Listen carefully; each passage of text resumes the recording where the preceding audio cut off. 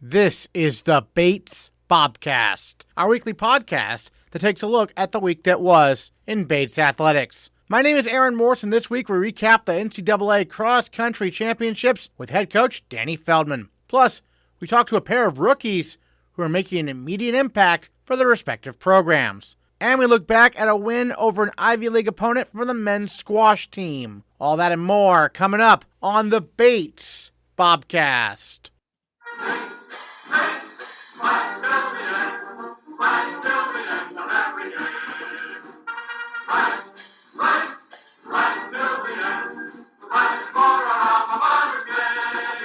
The Bates men's and women's cross-country teams competed at a snowy NCAA championship Saturday on the campus of Michigan State University, with the women matching the best finish in program history in 14th place. Meanwhile, the men finished 22nd, their best finish at NCAAs since 2012. Head coach Danny Feldman recaps the meet, which also saw women's senior captain Jill Richardson become the first two-time All-American in program history. Well, what a weekend for the Bates Cross Country program there in chilly East Lansing and snowy East Lansing, Michigan. Danny Feldman with us here on the Bobcast. And first of all, just take us through the weather. I saw some images. There was definitely snow on the ground. What was the course like? How'd it go? It was really cold. It was really windy, and there was a little bit of touch and go with some of the conditions on the ground. But nevertheless, the Bobcats prevailed in my mind. Yeah, certainly a big weekend. What were some highlights in your mind from what you saw from your teams? On the women's side, some real resilience. We had a couple of the women go down early in the very beginning of the race. And, usually our women are really good at getting into position from the beginning, but we couldn't see them to start. And fortunately, they were able to make their way to where they needed to go. And by and large, we finished where we thought we could, which, tied for the best school finish ever. And then on the men's side, the men got out really well. And it was very clear that certain teams just did not show up. And the Bates men and women absolutely did. And to me, that was the biggest takeaway from the weekend. And then for the women, obviously, Jill Richardson, All-American. She's the first two-time All-American in women's cross-country history here at Bates. This is your first year coaching the Bobcats. What more can you say about what she's been able to do during her time here? Yeah, she's been, in many ways, the North Star for not only just the women's team, but the men's team as well. And, she had a great race, but I know she was a bit bummed because she was one of those women that fell at the start of the race. And she had to use a lot of extra energy to get back to where she needed to be. And, hindsight's 2020, but, had she not taken the spill, I think the outcome for her individually would have been a bit different. And in terms of taking the spill, what happened there? Was it the weather conditions? Was it just the pack of runners? Or yeah, I think it was a combination of both. There was definitely some icy patches, but also when you have 295 women all going in the exact same direction at an all-out clip. Unfortunately, some people can fall, and a couple of our women were victim to that. And so, despite falling, being an All-American, that's a great comeback, really, right? Absolutely, and I can't stress enough how hard it is for a team, let alone an individual, to be really great on a national championship day. There's so many factors that are out of our control, but the fact that she went back to back as an All-American, there are not a huge number of women that have been multi-time cross-country All-Americans. And then on the men's side, they came into the race ranked 24th, right? They got 22nd, so clearly, playing above their ranking. What were some highlights from what they were able to do? Yeah, I think that the men got out really well, and I think that was important because all the times were going to be slow. And sometimes when people are hearing times, they start to overthink things. And the reality is you saw a lot of other teams start to wither as from mile 1 to mile 2 to mile 3, that I think all of our men felt like they were in pretty solid positions. And we also had a couple of guys that it was their first ever appearance there. So I think, as a unit, they really showed up, but it's really promising considering that 5 of the 7 guys are coming back for next year. Well, and then the two seniors, obviously, Ryan Smith and Eli Best-Dining. And what can you say about their leadership this season? Ryan obviously really, I think, finished quite strong this year, didn't he? Yeah, it was pretty darn spectacular, those two seniors. I know that they've had a lot of change over their 4 years at Bates, but the fact that both of them showed up on the highest stage, I think speaks volumes, not only to this year, but setting the tone for the future years of distance running at Bates. Excellent. And then, well, I guess any other thoughts you wanted to share on the meet there out in Michigan? Anything kind of you learned from this experience? I mean, you've been there before, I imagine, not Michigan necessarily, but to the national meet. But what do you learn about your teams, year one here as a Bobcat? The biggest thing that I take away, Aaron, is how much stronger we are as a team when we have both the men's and women's team heading out to nationals. I think it's, and I know that the teams have made it to nationals before, but I think that they were more separate entities in the past, and just seeing everybody just gel together, I think it allowed everyone to just feel a lot more comfortable being at a place where there's a lot of pressure and everybody wants to do well. And I have told the kids throughout the entire season, the best teams are the loosest and the most confident. And it seemed like everybody was having a good time. There was, no real issues or concerns, and they embraced the snow and weather, because what else could we have done? And now you go from a head coach to an assistant coach, right? Because the track and field season getting started. Tell us about what your thoughts are on track and field season coming up. Obviously, the first meet's not until January, but I'm sure the training is well underway, right? Yeah, so everyone's taking 2 weeks off just to recharge. There are a couple of individuals that are going to ride the strength from the running that they accomplished during cross country to see if they could get in a fast time at Boston University the week after Thanksgiving. But I'm really looking forward to working with Coach Johnson and all the other track specific coaches. But it's a fun endeavor, because there's a lot more opportunities for individuals to run different races that isn't just 8,000 and 6,000 meters. And it's also going to be in controlled climate, so I'm not going to be freezing anymore. Yeah, controlled climate for the indoor season, at least, right? Until we get to outdoors later on. But Danny, thanks so much for joining us on the Bobcast. Congrats again on just an excellent season for the cross-country programs. I appreciate it, Aaron, and I hope you have a good Thanksgiving break. The men's basketball team defeated St. Joseph's College of Maine last Wednesday by a score of 77-76, with junior Stephen Ward getting the eventual game-winning bucket with less than 3 minutes remaining. Ward finished the game with 13 points on 6 of 8 shooting, as the Bobcats even their record to 1-1 on the young season. We caught up with Ward at shoot-around Tuesday afternoon at Alumni Gym as the Bobcats prepared for a 7 p.m. road contest at Southern Maine. Well, we're talking right before you guys are head down to Gorham to take on the Huskies here, but let's go back to Wednesday, St. Joseph's. You were able to do a lot there in the low block. Tell me about that game and what was really working for you. Yeah, so usually I feel like I'm an undersized big, and I feel like I just kind of took advantage of for the first time having size over a defender. So early in the game, I just had this mental thought that I was just going to take on whoever was guarding me, whether it be their 5 or their 4, because they were switching a bunch with me. So first possession, I just saw the opportunity. I wanted to see if they could defend from the outside, and I attacked and I scored. And from there on, I just had a bunch of confidence attacking the rim. Yeah, was that one of those games you kind of were licking your lips coming in like this is a great opportunity? Yeah, definitely. Yeah, I'm used to playing these guys 6'8", 6'9", guarding me. So yeah, that's definitely an exciting game for me. And then you had the eventual game-winning bucket on the offensive rebound. It was like 3 minutes left, but take us through that play and able to crash the glass like that. Yeah, no, I initially saw I had a mismatch down the post, so I looked for a steal on Steph, and then Steph just blew by his defender, kind of sealed the guy off, so I knew that if he missed, I was getting the rebound, and that's exactly what happened. So I just tried to put myself in a good position early, and it worked out, yeah. And then take us through the dramatic final play there, Trace making that defensive stop. Yeah, Trace, he's been busting his ass on defense the last 3 weeks, so It's good to see that finally pay off from so yeah, I don't know. I don't think there was much thinking. I think we just kind of went out there. We knew what we had to do, and Trace took care of business. Demir got the steal, and it was a good win, good first win, good confidence builder. Excellent. So you're from Boston. Tell me a little bit about growing up and when you started really getting serious when it came to basketball. Yeah, so initially I was actually a hockey player. Ended up going to the YMCA with a bunch of my friends, get into a little house league in West Roxbury, and from there on, my brother, he was actually a big influence on me playing for the high school. So me and him would play one-on-ones from probably the age of 7 to 15. I don't think we were allowed to play one-on-ones anymore. It got too out of hand. My dad wouldn't let us play, so he definitely pushed me a lot. My older brother was a big influence on me to kind of be the player I am now too. He's a hustler, He puts it all on the floor, so I learned a lot from him. Did he play in college? No, he actually was a soccer player mostly. But okay, gotcha. Yeah. But he gave it all his all every time? Yeah, definitely, yeah. Excellent. And then what made Bates a place for you coming up from Boston? I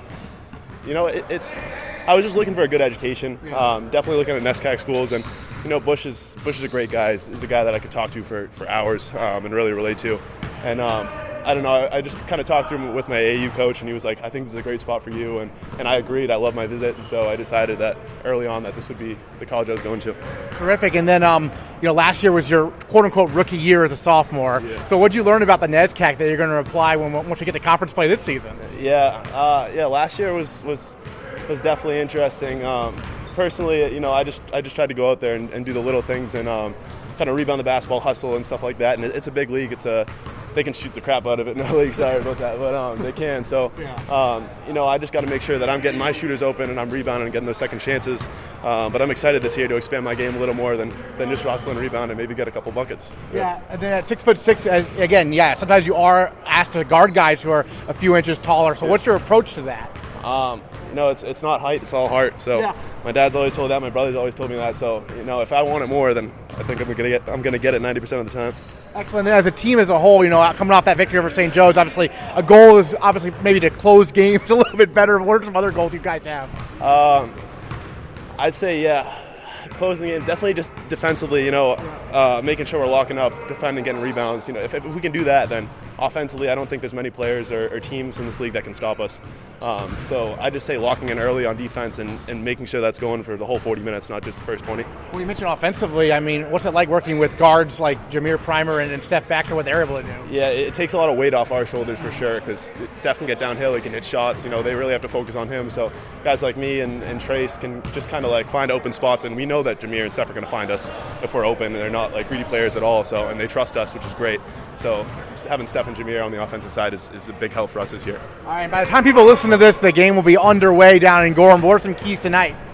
I don't just play as hard as we can, rebound the basketball, use our size to an advantage. That's about it, yeah. All right, Stephen Ward, thanks so much. Thank you so much. The women's basketball team headed to Boston over the weekend and picked up a pair of victories, defeating Brooklyn College 74-59 and Medgar Evers College 89-36. First-year Elsa Daulerio had a terrific weekend, making all 5 of her shots from the floor in the win over Brooklyn and tallying 7 points to go along with 7 rebounds against Medgar Evers. For her efforts, Daulerio was named the Maine Rookie of the Week. Elsa, first of all, your background's obviously interesting because your mom is famed Bates alum and former boating coach, now head coach at Dartmouth, Adrian Scheibel. So you grew up in a basketball household.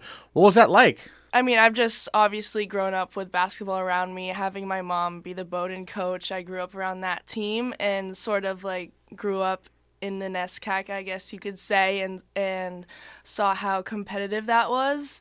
So I knew when I was growing up playing basketball, that was my goal. I wanted to play in the NESCAC. So yeah, it's been crazy so far being here. I was curious, did you get a lot of coaching from your mom, or did she let others coach you perhaps? She coached me a little bit, and she still does, honestly. She'll tell me a bunch of pointers after games, stuff like that, which is expected. But yeah, she never was a head coach of mine. I think, she wanted to give me space in that area. And then when it came time to choosing colleges, chose Bates. What was behind that decision? I mean, obviously my mom went to Bates, and so I knew of it a little bit from that. But then just coming here, visiting the campus, meeting the team, it was so special to me, and everybody welcomed me so much, and it just really made me want to come here. And last year, obviously, with Bates winning the NESCAC, I mean, as a senior in high school, how closely were you following that year? So closely, yeah. I went to a lot of the games last year. I didn't really get to go to any tournament games, but it was so exciting watching them win, and it just made me so excited to come here and play with the team. And what's the adjustment like through 3 games from high school to college? Obviously, the first game of the year, big challenge right away with Tufts, right? Yeah, it was crazy the first game. But honestly, it's been I think I've been adjusting well because of how the team has helped me, and the upperclassmen are really good at giving feedback and making all the first years just feel welcome, and they hype us up. Like, it's just such a great team to be part of. And, head coach Elsa Montgomery, obviously, coach with Coach Scheibels back in the day at Bowdoin and everything. What's she like as a head coach here? It's great to have her as a head coach. Again, like, she just gives such good feedback. And, it's probably the best coaching I've been under just because of how much she loves the game and she wants to win, obviously. And just all of the coaching staff, it's been amazing just how much feedback everybody's been getting, and I love it. And you've known Allison forever, I'm sure, right? Yeah. Yeah. It's a little crazy like that. In terms of, goals the team has set, what are some thoughts on, some of the things the team is looking to improve on, as we move along in the season? Obviously, a home game this Sunday against WPI. Yeah. Very excited for that. I think big focuses for us are really pushing in transition and rebounding. We lost a lot of players last year who helped us in that area, and I think we've been doing well with that so far. We just have to keep that up and really keeping our intensity up. And you're obviously a rebounder, obviously 6'3". Yes. Right? Yeah. When did you get that growth spurt? I've been kind of tall my whole life, honestly. Like, I've always been the tallest kid in the class, so I don't know, but...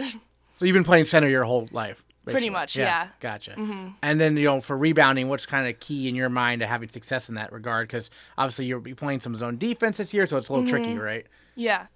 Just, second chances, especially, for offensive rebounds, I think that's huge for us. And just defense in general. Our toughs game, I'm pretty sure that we rebounded pretty well in that game. And although Maggie Russell, obviously, she had a great game. But just one thing to improve on, our defense, and keep that up. I think that will raise the intensity of the game and bring the energy up. As a post player, who are some players in the world of basketball who you kind of look up to and try to model your game after, perhaps? I really like to watch the Stanford women's team and Cameron Brink. She's a big post, and I love watching her play. She's amazing, and yeah. So Stanford's a team you've watched a lot? Okay, Gotcha. Why them? They've always been pretty good, I imagine. Yeah. Right? Yeah. I guess I started following them a couple years ago when they were really good, and they won the national championship. Mm-hmm. But I don't really know. I really like the way that they play, and all of their players are great role models, and they're just really fun to watch, honestly. Bates does get to play Bowdoin a couple times each year. What are your thoughts on that game when it comes? Will it be weird? It will definitely be weird, especially, I think, playing in their gym, just because I've honestly grown up there, just watching practice, going to the games, everything. But I'm really excited. I think it's going to be fun. Great. Well, any other thoughts you wanted to share on kind of your first, 3 games here as a Bobcat? Yeah, it's just been so much fun already. The team is so great and competitive. We've just had a lot of practicing going on, so we're really ready to get some games going. Sounds good. Bobcats are back home this Sunday against WPI at 1 o'clock tip, if I'm not mistaken. Yes. So come on out to Alumni Gym for that. Elsa Daulerio, the Maine Rookie of the Week. Thanks so much. Thank you. Speaking of impact rookies, first-year Max Cory shined in the Bates swimming and diving team's first meet of the year, a tri-meet at Wesleyan with the Cardinals and Wheaton College. The Bates men swept their opponents, and Cory helped the Bobcats win a pair of relays. He also won the 200-yard freestyle and led a 1-2 Bates finish in the 100-yard freestyle in 46.79 seconds, the 10th fastest time in the 100 free in Bates men's swimming history. Max, first of all, your first collegiate meet. Take us through the experience of going down there to Wesleyan and competing and getting a sweep there for the Bobcats. I had a really great time. First collegiate meet. It was loud. It was a lot of fun. I come from a pretty small club team in California, and so usually when we would go to big meets, I'd be all by myself, but not this time. It was really loud. I did probably my first real big relays, which was a lot of fun. I just had a really great time. Yeah, I know swimmers often talk about how relays are kind of, their favorite races. And obviously, you guys won both the 200 medley and the 200 freestyle relay. So take us through those relays. And, are they the most fun for you also? I was really nervous. It was really nerve-wracking. My relay start is still really rusty, so that wasn't very good. 2 free was the last event we did. And I was the second leg, and I was not ready when I had to go. So my start was really ugly. But we pulled through, had a really great time. Well, yeah, those 200 free and 200 medley, it's just 50 yards for each swimmer, right? Yeah. So it's like that. Yeah. Yeah. What's that like to have such a sprint like that? Yeah, those are my favorite events. The 50 is my favorite event. Okay. In relays, it's really fast because you get the relay start as well, which is faster than a flat start.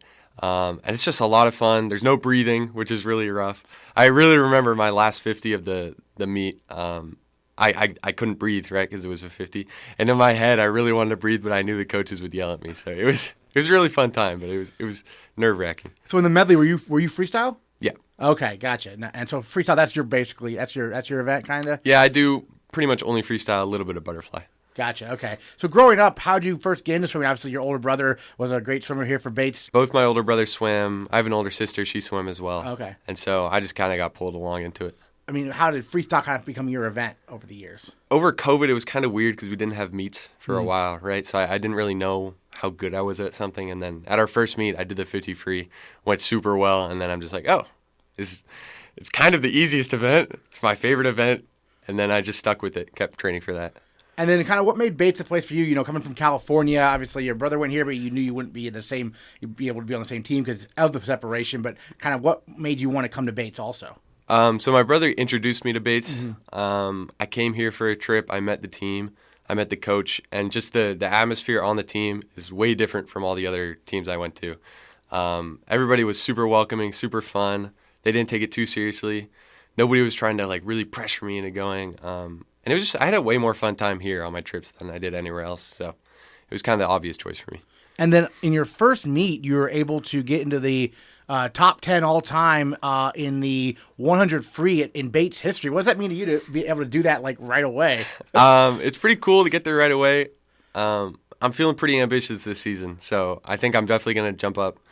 I think that first meet, a lot of us were sick. We had a 4-hour bus ride coming in, so it was definitely not optimal conditions for it was the first meet. Yeah. There's going to be some bumps. So I think it's only going to get better. Yeah, I'm feeling great this season. I think I'm going to do a lot of great things. Excellent. So, being in your first year in college, what were some big adjustments you had to make, from high school and whatnot? My last year of high school for swimming, once I committed here, I was kind of a bum. I practiced 4 times a week. I would skip really often. I would just hang out with my friends. Now we're doing 9 practices a week. We're getting in the weight room a lot. Before coming here, I never went to the gym. I would just swim all day. And so that's a really big change. So I remember, I think yesterday during practice, some of the guys were asking me, "Oh man, Max, we didn't see you last night. Where'd you go?" And I was just like, "I went to bed. I'm just always tired now." And they're like, "Oh, that's college." So that kind of stuck with me. It's really true. I'm always tired nowadays. So you're learning your way around the weight room a little bit then. Yeah. Gotcha. What's that experience kind of been like? Any guys helping you out with that and whatnot? All the senior captains, just the seniors in general. They're just really helpful. They know what they're doing, and they help me get through it.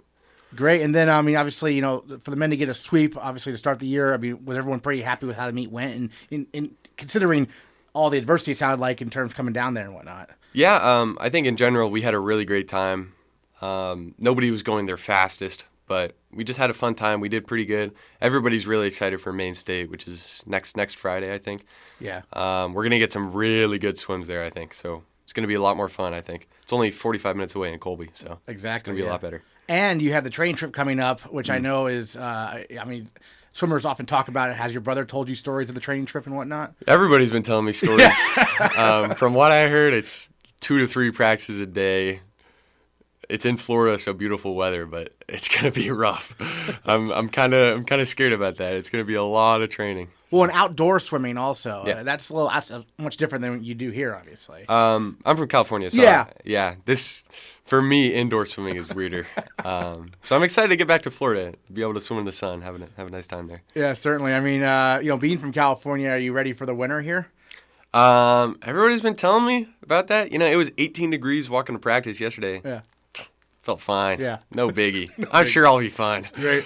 What's Coach Casares and Coach Williamson been like so far to work with? I mostly work with Coach Williamson, Vanessa, because she runs the sprint group. Okay. Both of them they're really supportive, really great. I've been having a great time in practice. I always feel like I can ask them questions, or it's not as tyrannical, I want to say, as I imagined college swimming would be. Right? It's a give and take. There's a lot of great stuff going on. Great. You mentioned you're obviously hoping for some big things this year. Do you have any specific goals in mind for yourself? For myself, I've got a lot of, just times, nothing like specific, but for the team, I really want to get a relay to nationals. I know we missed that, or a men's relay to nationals. We missed that last year. I'm not going to let it happen this year. We're going there.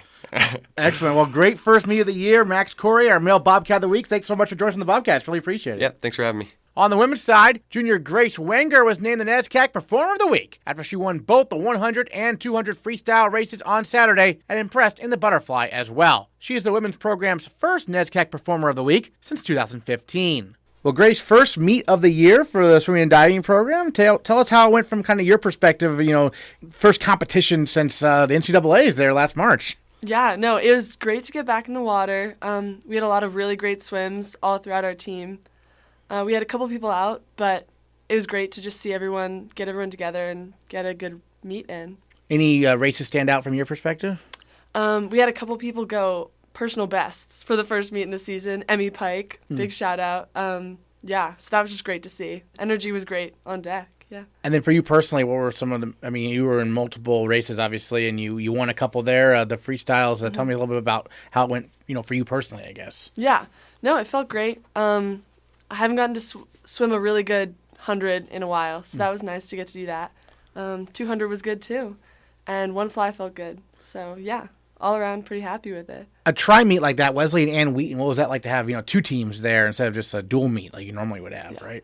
It's always fun. It's always interesting because you kind of never really know where you stand because you score a couple points on this team, you lose a couple points with this team. So it's kind of hard to keep track of everything, but it's good to have – it was nice to have a bunch of people on deck. It was a good first meet, I think. And for the team, obviously, last year, a lot of success for you. You were the maximum 7-time All-American, right? So what are some goals you have in mind, to follow up on what you were able to do last year, right? Mm-hmm. Yeah, I mean, nationals is definitely a big goal for me. I'd love to see us have a really solid team at nationals again. We had a great team last year. And just we have that top 10 goal in reach, I think. So it'd be nice to crack into the top 10 in the country. That'd be great. Yeah, absolutely. And then in terms of times and whatnot, I mean, you're already the Bates record holder in the 100 and the 200-yard freestyle. But do you have any, time goals like breaking 50 seconds possibly in the 100? Is that something you think about? That is definitely a goal for me. Just looking at where I was last year and this meet, I think I'm set up pretty well to do well this season. So I'm hoping I can kind of keep that momentum going and knock out a couple more best times. Yeah, throughout the season, when do you see the speeds really start to pick up? Is it by NESCACs or is it earlier? Yeah, usually around NESCACs. We usually have some people drop some pretty fast times at Maine State. So that's a week from Friday. So I think that'll be a really exciting meet. But then other than that, NESCACs is the big one. And then the Maine State meet, let's talk a little bit about that because that's coming up fairly soon. Not this Friday, but the following Friday. Right. A lot of swimmers get to score there, right? Because depth is really important. Yes, depth is very important. And at least at this meet, we had a lot of great touch-outs and a lot of people fighting for those third and fourth and fifth spots, which I think is going to be really important for us in this season overall. And so last year was you were a sophomore last year. It was basically your rookie year. Right. So was it do you feel like an upperclassman right now?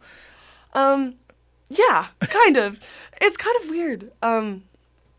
Yeah, I would say I do. Just because I have had a lot of time with this team.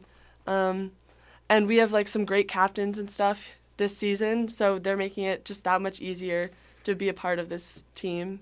Yeah. Well, you mentioned Emmy Pike. She's one of the captains, right? Yeah. So she had a good meet this past weekend. Yes, she had a great job. Yeah. Tell us a little bit about her. I guess what her leadership and everything. She just is a constant ray of sunshine. She's just radiating positive energy, which is absolutely the best thing you can have on deck, off the pool deck.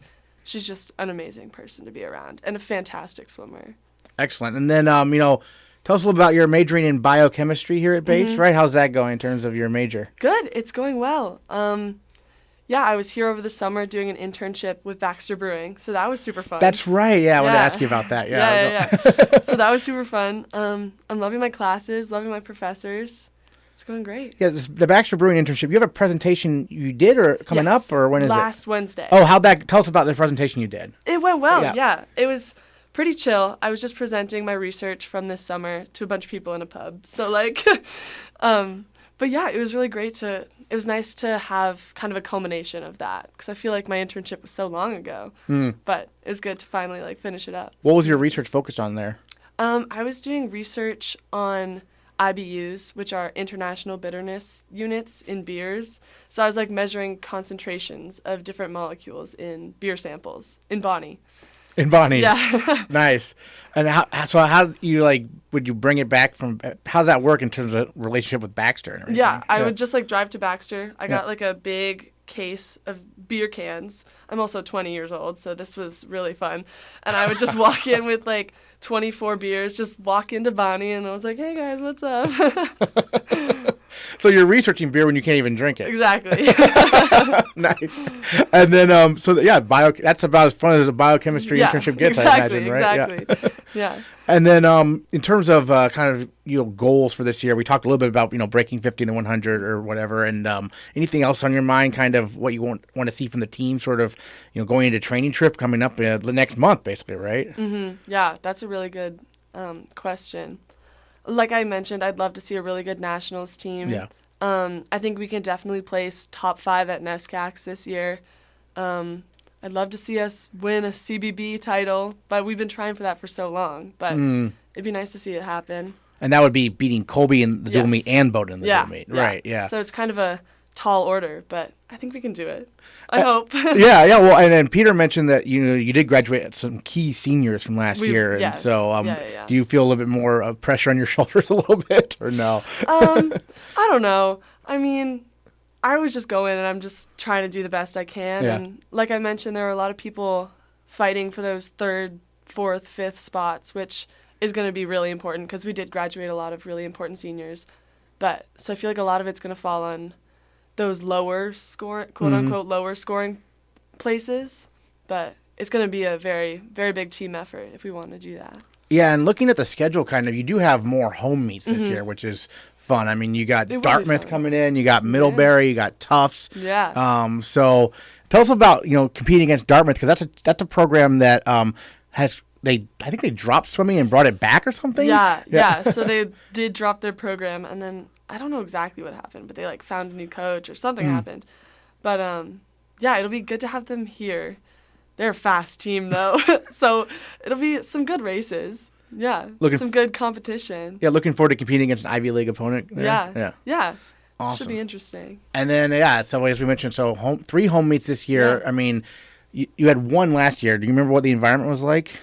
It was so fun. It was our senior meet, so everyone was just so excited. It's so fun having home meets because then you can have all your friends come out. But yeah, I'm definitely looking forward to having a bunch of home meets this year.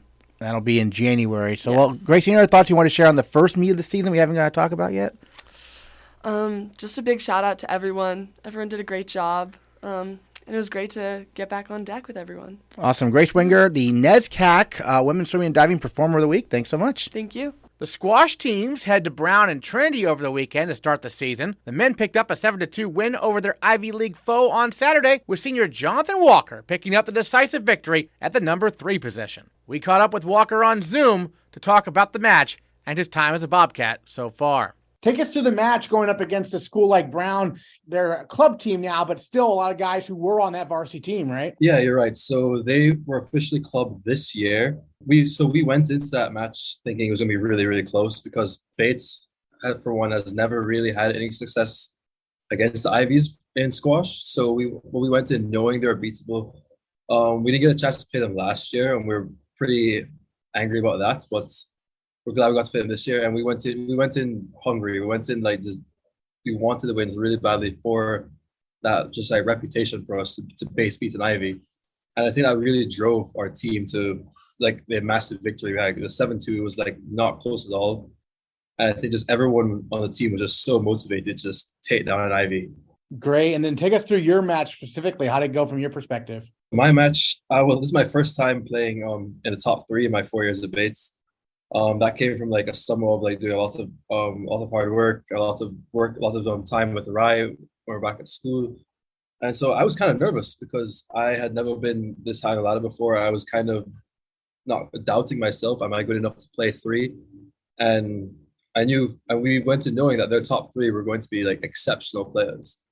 Like were going to be very, very good. And I went in thinking I have nothing to lose. My first time playing 3, let's just go out there and try my hardest. And I went out there really competitive, really hungry for the win.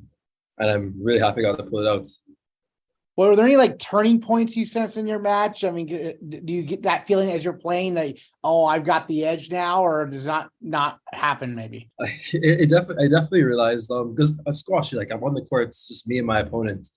I can literally like hear him breathing down my neck when I'm standing in the middle of the court. So I can very much tell like if he's frustrated, if he's tired, what's working, what's not working. And I think just halfway through the first game, I was like still angsty, still a little nervous about what I just said before. And then I just realized like, wait, I have this guy like pressured. I definitely have the upper hand. And then suddenly like I lost that whole mental of am I good enough? And I was thinking I'm going to like destroy this kid. And I went in there and just got really, really just hungry for the win. And I actually was our 5th win, so I was one who secured the win for us. So that was great. It was a great feeling on there. Awesome. And then you guys do have some home matches coming up. December 2nd, hosting Navy, and then December 3rd, Connecticut College, and December 4th, Franklin and Marshall. So you'll enjoy the Thanksgiving weekend, and after that, it's back to business, right? What are your thoughts on these home matches coming up? We're very excited for these home matches. This season as a whole, we've primarily home matches, so we definitely have an advantage over a lot of teams this year. But that's a tough weekend. Yeah, 3 matches in one weekend. That's really, really tough. I think guys are prepared. We had a pretty tough preseason. We prepared for matches like this. We had challenge matches a couple of weeks ago where we played Thursday, Friday, Saturday, Sunday, just like to anticipate what the season is going to be like. And as far as these teams go, the Navy, they are literally a military team. They're really, really strong, really, really fit. And they definitely have that over us, but I think guys are really prepared. Guys are anticipating the level of strength that's going to come with those teams. And as far as other matches go, Con College, we've historically been like a far superior team to them. I'm not really too nervous. I think that's going to give the guys a chance to really stay focused when playing against a weaker player. Just try not to drop your game. And as Franklin and Marshall being our last match of the weekend, the guys are tired. Guys are really tired. Legs are heavy, and that team is ranked higher than us. And I guarantee guys are still going to come hungry. They're not really going to care about the fatigue from the weekend. We really, really want to go up in the rankings. Our goal is to beat as many teams ranked above us as much as we can this season.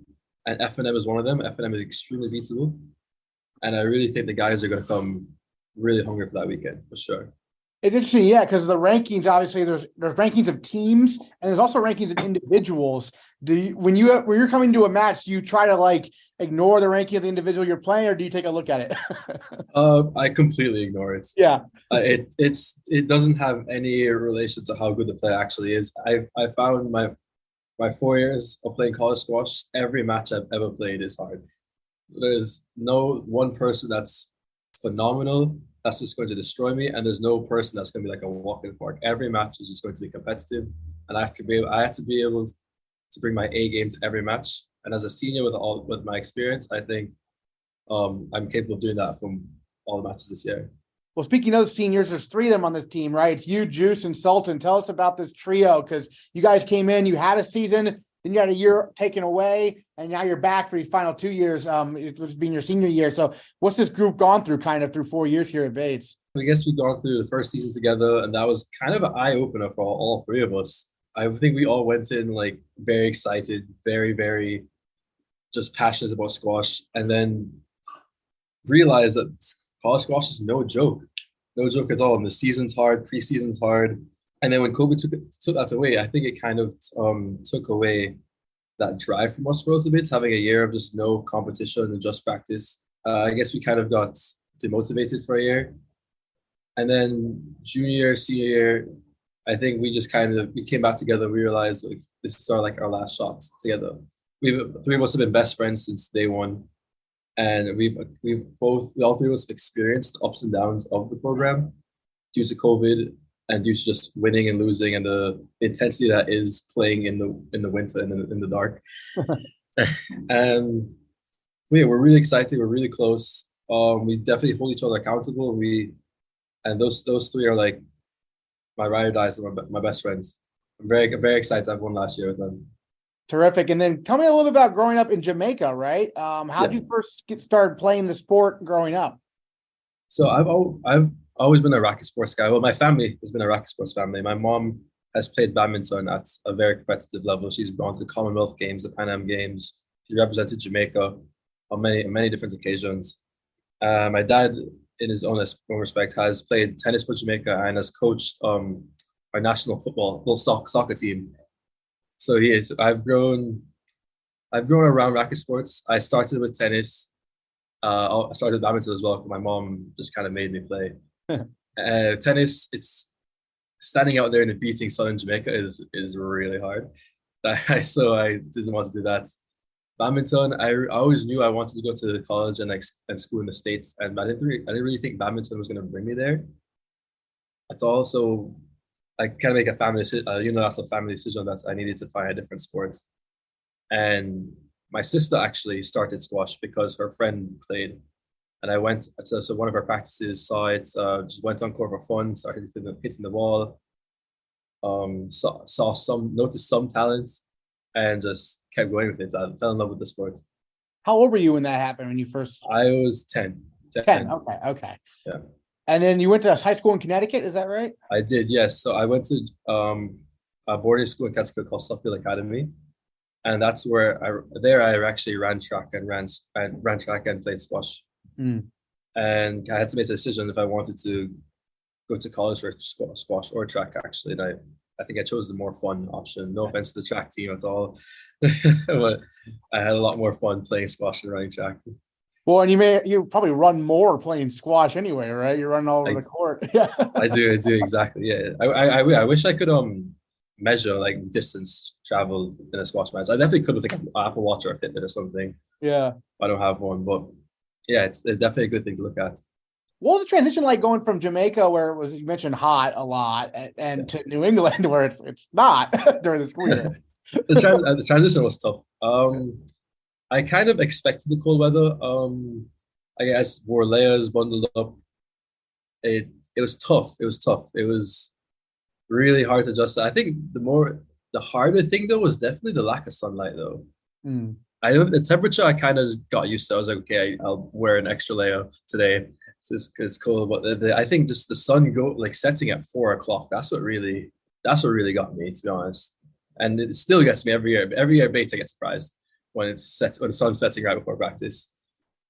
Yeah, I feel the same way for sure. Well, I guess any other thoughts you wanted to share, kind of on this season so far, on some of your goals you have moving forward and whatnot? Yeah. For the season, I'm really, really excited about this year. As far as our team goes, freshmen, sophomores, juniors, I think we have a lot of talent in the team.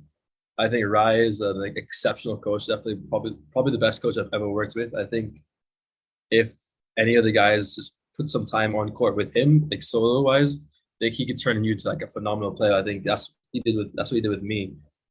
And I'm really impressed by the talent we have by our first years. And I think they're only going to get better as they get more experience, get stronger, get faster on court. And I think this year, being a home season and being my final year, will be a very, very fun and very, very competitive year for the squash team. We hope all our Bobcast listeners enjoy the Thanksgiving break, and we'll be back next Tuesday to recap a week of basketball action with the women and the men playing a doubleheader on Sunday at Alumni Gym. That's next time on the Bates Bobcast.